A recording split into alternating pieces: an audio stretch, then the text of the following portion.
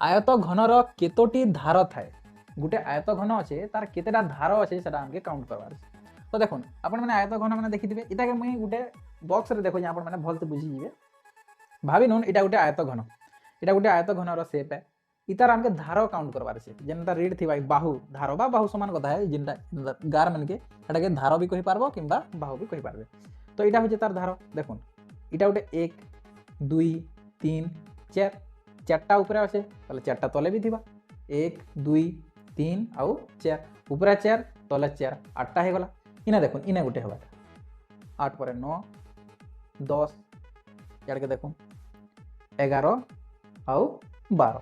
তো এটার ধারা আমি কেতেটা পাই না 12টা ধারা পাই। বুঝিপারলে কথাটা? উপরে 1 2 3 4, উপরে 4 তলে 4, 1 2 এড়ে 2 বলে এড়ে বি 2, 4 4 8 2 10 2 12 বলে এটার বাহু বা ধার কেতেটা আছে 12টা আছে। তো অপশন ডি রে আছে আমার আনসার।